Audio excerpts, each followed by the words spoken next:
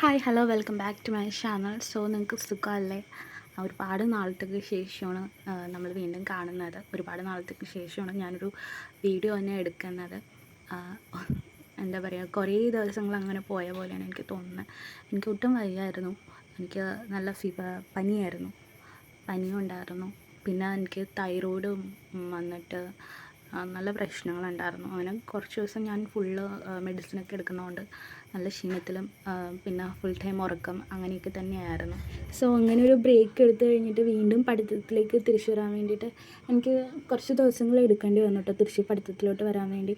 കാരണം ആ ദിവസങ്ങളിൽ ഞാൻ ഒരു കാര്യം പോലും ചെയ്യത്തില്ലായിരുന്നു. അതായത് ഫുഡ് കഴിക്കുക, കിടക്കുക, മരുന്ന് കഴിക്കുക, കിടക്കുക, ഇത് തന്നെയായിരുന്നു എൻ്റെ പണിയുണ്ടായിരുന്നത്. കാരണം എനിക്ക് വോമിറ്റിങ്ങും ഭയങ്കര കൂടുതലായിരുന്നു. എന്താണെന്ന് വെച്ചാൽ എനിക്ക് യൂറിൻ ഇൻഫെക്ഷൻ ഭയങ്കരമായിട്ട് കൂടിപ്പോയി. അപ്പോൾ അത് കാരണം ഞാനിപ്പോൾ എന്ത് കഴിച്ചാലും അതെനിക്ക് എന്താ പറയുക, പിടിക്കത്തില്ല. അത് കാരണം ഒട്ടും നമുക്ക് എനർജിയോ കാര്യങ്ങളോ ഒന്നും ഉണ്ടായിരുന്നില്ല. മരുന്ന് കഴിക്കുക, കിടക്കുക, അത്രയേ ഉള്ളൂ. അത് കഴിഞ്ഞ് ബാക്ക് ടു സ്റ്റഡി റുട്ടീനിലേക്ക് വന്ന് എങ്ങനെയെന്ന് വെച്ചിട്ടുണ്ടെങ്കിൽ വീണ്ടും ഒന്നിൽ തന്നെ തുടങ്ങിയിട്ടാവും. അതായത് ഇപ്പോൾ ഒരു എന്താ പറയുക, കുറച്ച് അവേഴ്സ് വെച്ച് ഇങ്ങനെ പഠിച്ചു തുടങ്ങി. പിന്നെ അത് ടൈം കൂട്ടി. ആദ്യം ഒരു 5 hours ഇരുന്നു, പിന്നെ അതൊരു 7 ആക്കി, 8 ആക്കി, അങ്ങനെ പിന്നെ ഇങ്ങനെ കൂട്ടി കൊണ്ടുവന്നതാണ്. അല്ലാതെ ഒറ്റയടിക്ക് എനിക്ക് അത്രയും ഇരിക്കാനൊന്നും പറ്റത്തില്ല. ഞാൻ പതിയെ അത് കൂട്ടിക്കൊണ്ടുവന്നതാണ്. പിന്നെ അതിനേക്കാളും എനിക്ക് മടിയായിരുന്നു ഒരു സ്റ്റഡി വ്ളോഗ് ഷൂട്ട് ചെയ്യാൻ വേണ്ടിയിട്ട്. കാരണം ഭയങ്കര മടിയായിരുന്നു ഈ വ്ളോഗ് എടുക്കാൻ വേണ്ടി. ഇപ്പം തന്നെ ഈ ഒരു വീഡിയോ ഞാൻ മര്യാദയ്ക്ക് എടുത്തിട്ടില്ല, ഈ വ്ളോഗ് കാര്യങ്ങൾ. ഈ വീഡിയോയുടെ എൻഡിങ് തന്നെ ഞാൻ ഭയങ്കര മടിയായിരുന്നു തന്നെ എനിക്ക് ഷൂട്ട് ചെയ്യാനൊക്കെ വേണ്ടിയിട്ട്. സോ അങ്ങനെ ഞാൻ എടുത്തിട്ടില്ല ഈ വീഡിയോയുടെ എൻഡിങ്. പിന്നെ ഇന്നത്തെ ഫസ്റ്റത്തെ സ്റ്റഡി സെക്ഷനിൽ ഞാൻ എടുത്തത് സെക്ഷൻ സ്റ്റാർട്ട് ചെയ്തത് തന്നെ 8 മണിക്കാണ് ഞാൻ സ്റ്റാർട്ട് ചെയ്തത്. ഇപ്പോൾ ഞാൻ കുറച്ച് ദിവസം ഇങ്ങനെയാണ് ചെയ്യുന്നത്, 8 മണി ടു 2 മണി. അതിൻ്റെ ഇടയിൽ നല്ലപോലെ ബ്രേക്ക് ഉണ്ടാവും കേട്ടോ. അങ്ങനെയാണ് ഞാൻ ചെയ്യുന്നത്. ഒരു മിനിമം ഒരു 12 hours അത്രേ ഉള്ളൂ. അപ്പോൾ എന്താണെന്ന് വെച്ചിട്ടുണ്ടെങ്കിൽ ഞാൻ ഫസ്റ്റ് എടുത്തത് ഏൻഷ്യൻ്റ് ഹിസ്റ്ററി എടുത്തത്. ഏൻഷ്യൻ്റ് ഹിസ്റ്ററിയിൽ എനിക്ക് നോട്ട് മേക്ക് ചെയ്യാനുണ്ടായിരുന്നു. അപ്പോൾ അതിൻ്റെ നോട്ട് മേക്ക് ചെയ്യുന്നതാണിത്. നോട്ട് മേക്ക് ചെയ്യാൻ കുറേ കാര്യങ്ങൾ ചെയ്യുന്നത്. ആദ്യം മുതൽ സോഴ്സസ് തുടങ്ങിയിട്ട് എഴുതാനുണ്ടായിരുന്നു. അപ്പോൾ അത് എഴുതി. അപ്പോൾ ഇന്നുകൊണ്ട് ഞാനൊരു മൗര്യാസ് വരെ ഞാൻ കംപ്ലീറ്റ് ചെയ്തായിരുന്നു. മൗര്യാസിൻ്റെ ഫസ്റ്റ് ആ ഒരു ചാപ്റ്ററാണ് കഴിഞ്ഞത്, അതായത് ഇൻട്രൊഡക്ഷൻ ഫേസ് പോലത്തെ ചാപ്റ്റർ. അത് കഴിഞ്ഞിട്ട് നമുക്ക് ഈ ആർട്ട് ആൻഡ് ആർക്കിടെക്ചറിൻ്റെ മൗര്യൻ ആർട്ട് ആൻഡ് ആർക്കിടെക്ചറിൻ്റെ പോർഷൻസ് വരുന്നുണ്ട്. അത് നമുക്ക് ആർട്ട് ആൻഡ് കൾച്ചറും കൂടെ വെച്ച് പഠിക്കണം. എന്നാലേ അത് ശരിയാവുള്ളൂ. ഏൻഷ്യൻ്റ് ഇന്ത്യ പഠിക്കാൻ നേരത്ത് എപ്പോഴും ആർട്ട് ആൻഡ് കൾച്ചറിൻ്റെ ബുക്കും കൂടി വെച്ച് പഠിക്കുന്നതായിരിക്കും നല്ലത്. ഇപ്പോൾ ആർട്ട് ആൻഡ് കൾച്ചർ കവർ ചെയ്യാൻ വേണ്ടി ഞാൻ യൂസ് ചെയ്യുന്ന ബുക്സ് ഏതാണെന്ന് വെച്ചിട്ടുണ്ടെങ്കിൽ, ഒന്ന് നിതിൻ സിംഗാണിയുടെ ബുക്കാണ്. ഇത്തിരി ബൾക്കി ബുക്കുകൾ നമുക്ക് തോന്നാം, പക്ഷേ അതിൽ എല്ലാ കാര്യങ്ങളൊന്നും പഠിക്കേണ്ട ആവശ്യമില്ല. ചില ചാപ്റ്റേഴ്സ് മാത്രമേ ഇമ്പോർട്ടൻ്റ് ആയിട്ടുള്ളൂ, അത് മാത്രം പഠിച്ചാൽ മതി. പിന്നെ ഉള്ളതെന്ന് വെച്ചാൽ നമ്മുടെ NCERT ആണ് 11th തോന്നുന്നു, an introduction to Indian art എന്ന് പറഞ്ഞ NCERT. പിന്നെ ഐ തിങ്ക് ഇത് ന്യൂ NCERT ആണെന്ന് തോന്നുന്നു. ന്യൂ NCERTയിൽ ഹിസ്റ്ററിയുടെ ഒരു NCERT ടെക്സ്റ്റ് ഉണ്ട്, അതായത് the themes in Indian history എന്ന് പറഞ്ഞത്. അത് ന്യൂ NCERTയിലാണ് ഉള്ളതെന്ന് തോന്നുന്നു. സോ അത് ഹിസ്റ്ററി ആണെങ്കിലും, പക്ഷേ അത് ഏറ്റവും കൂടുതൽ ആർട്ട് ആൻഡ് കൾച്ചറിനാണ് അത് യൂസ്ഫുള്ളായിട്ട് വരുന്നത്. സോ അത് മൂന്നും വെച്ചിട്ടാണ് ഞാൻ ആർട്ട് ആൻഡ് കൾച്ചർ നോക്കുന്നത്. അതിൻ്റെ കൂടെ തന്നെ നമ്മൾ ഏൻഷ്യൻ്റ് ഇന്ത്യയും കൂടി നോക്കിക്കഴിഞ്ഞിട്ടുണ്ടെങ്കിൽ, ഇത് ഏൻഷ്യൻ്റ് മെഡീവൽ കേട്ടോ, ഇത് മൂന്നും വെച്ച് നോക്കി കഴിഞ്ഞിട്ടുണ്ടെങ്കിൽ ഇത് നമുക്ക് ലിങ്കായി പൊക്കോളും. എന്ന് വെച്ചാൽ നമുക്ക് മനസ്സിലാവാൻ അധികം ബുദ്ധിമുട്ടുണ്ടാവില്ല. കാരണം എന്താണെന്ന് വെച്ചിട്ടുണ്ടെങ്കിൽ ഇതൊക്കെ തന്നെ തമ്മിൽ നല്ലൊരു കണക്ഷൻ ഉണ്ട്. കാരണം എന്താണെന്ന് വെച്ചാൽ ഇപ്പോൾ ഏൻഷ്യൻ്റ് ഹിസ്റ്ററിയിൽ നമ്മൾ എന്താണ് പഠിക്കുന്നത്, ഇപ്പോൾ മൗര്യൻസിനെ കുറിച്ചിട്ട്, മൗര്യൻസിൻ്റെ ആർട്ട് ആൻഡ് ആർക്കിടെക്ചറിനെ കുറിച്ചിട്ട്. ഇത് തന്നെയാണ് ആർട്ട് ആൻഡ് കൾച്ചറിൽ ആ ബുക്കിലും കിടക്കുന്നത്. സോ നമുക്ക് അങ്ങനെ കുറേ കാര്യങ്ങൾ ലിങ്ക് ചെയ്ത് പഠിക്കാൻ പറ്റും. പിന്നെ ബുദ്ധിസ്റ്റ് പീരീഡിലുള്ള കാര്യങ്ങൾ, ഫിലോസഫി, അങ്ങനെ കുറേ കാര്യങ്ങൾ നമുക്ക് ലിങ്ക് ചെയ്ത് കണക്ട് ചെയ്തൊക്കെ പഠിക്കാൻ പറ്റും.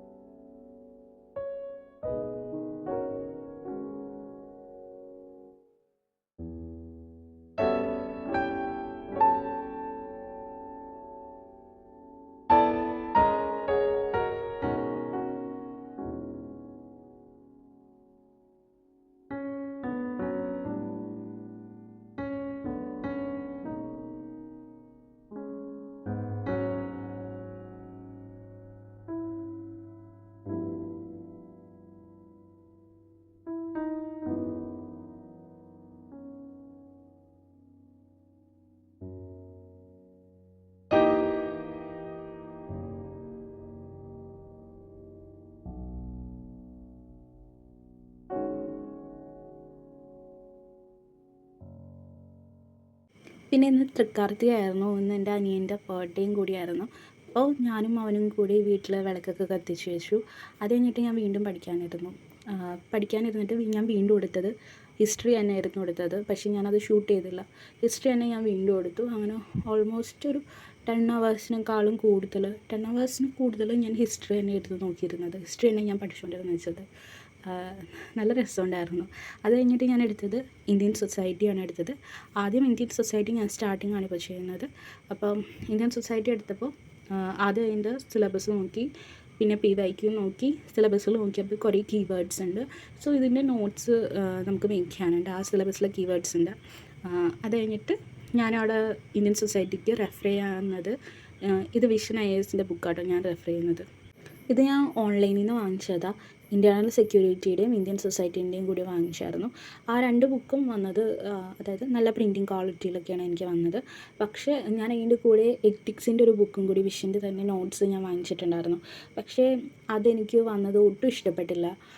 ഒന്നാമത് എന്താണെന്ന് വെച്ചിട്ടുണ്ടെങ്കിൽ ഒന്നാമത് ബ്ലാക്ക് ആൻഡ് വൈറ്റ് ആണ് പ്രിൻറ്റിങ് വരുന്നത്. അപ്പോൾ അതിൽ ഈ ഡയഗ്രാംസ് ഒക്കെ ഉണ്ടാവുമല്ലോ, ഡയഗ്രാംസ് ഇങ്ങനെ പ്രിൻറ്റ് ചെയ്തത് ബ്ലാക്ക് ആൻഡ് വൈറ്റ് പ്രിൻറ്റ് ചെയ്തത് ഒട്ടും കാണാൻ പറ്റാത്ത രീതിയിൽ ഭയങ്കര ബ്ലാക്ക് കളറ്, അതിൽ എഴുതിയാക്കുന്നത് നമുക്ക് കാണാനേ പറ്റുന്നില്ല. സോ അതെനിക്ക് അത്രയ്ക്ക് ഇഷ്ടപ്പെട്ടില്ല. പിന്നെ അതിൻ്റെ PDF എനിക്ക് നെറ്റിൽ നിന്ന് കിട്ടിയായിരുന്നു. പിന്നെ ഞാൻ അത് വെച്ചിട്ട് ഡയഗ്രാംസ് എല്ലാം ഒപ്പിക്കാം എന്നാണ് പറഞ്ഞിട്ടാണ് ഞാൻ ഇരിക്കുന്നത്. സോ അപ്പോൾ ഇത്രേ ഉള്ളൂ ഇന്നത്തെ വീഡിയോ. അടുത്തൊരു വീഡിയോ ആയിട്ട് കാണുന്നവരെ ബൈ ബൈ, ടേക്ക് കെയർ.